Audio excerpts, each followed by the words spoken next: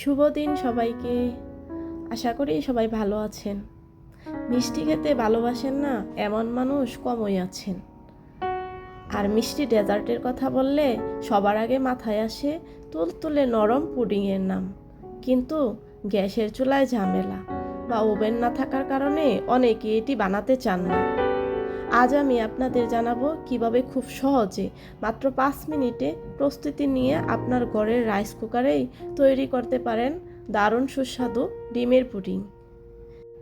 সেই সাথে জানাবো এর অসাধারণ কিছু পুষ্টিগুণ সম্পর্কে।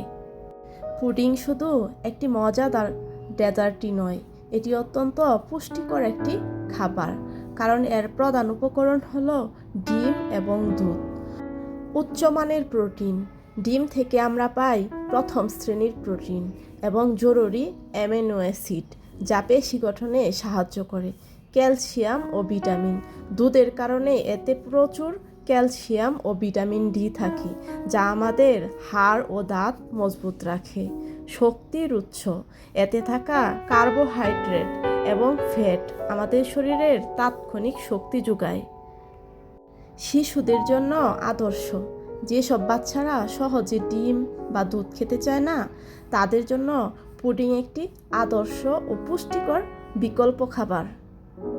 পারফেক্ট পুডিং বানাতে আমাদের লাগবে সাধারণ তাপমাত্রার 3টি ডিম, 2 কাপ তরল দুধ ঘন করে জাল করে নেওয়া, চিনি স্বাদমতো, ভ্যানিলা এসেন্স বা এলাচ গুঁড়ো 1 চা চামচ ডিমের গন্ধ দূর করার জন্য, ক্যারামেলের জন্য 3 টেবিল চামচ চিনি এবং 1 টেবিল চামচ পানি।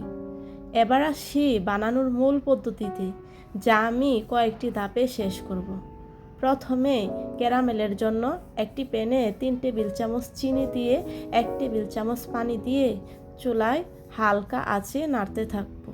চিনি যখন সুন্দর সোনালি বা খয়েরি রং ধারণ করবে, তখন নামিয়ে যেই বাটিতে পুডিং বানাবো সেই বাটিতে ক্যারামেল সেট হতে দিব। অন্য একটি বাটিতে ডিম ও চিনি খুব ভালো করে ফেটিয়ে নিব। চিনি গলে গেলে তাতে আগে থেকে জাল দিয়ে ঠান্ডা করা দুধ এবং ভ্যানিলা এসেন্স মিশিয়ে দিব।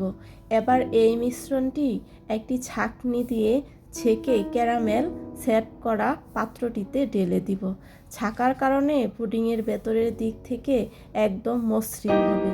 পাত্রের মুখটি ঢাকনা বা ফয়েল পেপার দিয়ে ভালোভাবে আটকে দিব। এবার রাইস কুকারের ভেতরের পাত্রে 2 কাপ পানি দিব। এবার একটি স্ট্যান্ড রেখে তার উপর পুডিংয়ের বাটিটি বসিয়ে দিব। রাইস কুকারের ঢাকনা বন্ধ করে কুক বাটনটি চেপে দিব। মাত্র 20 থেকে 25 মিনিটের মধ্যেই আপনার পুডিং জমে পারফেক্ট হয়ে যাবে। কুকার থেকে নামিয়ে পুডিংটি প্রথমে সাধারণ তাপমাত্রায় ঠান্ডা করব।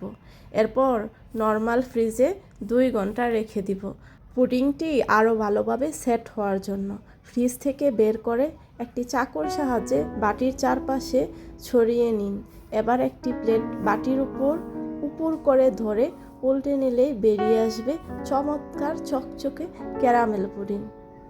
দেখলেন তো রাইস কুকারে পুডিং বানানো কতটা সহজ এবং সময় সাশ্রয়ী। দেখতেই পারছেন কতটা লোভনীয় হয়েছে এবং কতটা পারফেক্টভাবে তৈরি হয়েছে এই পুডিং। তাই আজও এটি ঘরে ট্রাই করুন। পুষ্টিকর খান, সুস্থ থাকুন। ভিডিওটি ভালো লাগলে লাইক দিন, কারণ এতে মোটিভেট হই। আর এমন আরও পুষ্টিকর রেসিপি পেতে সাবস্ক্রাইব করে পাশেই থাকুন।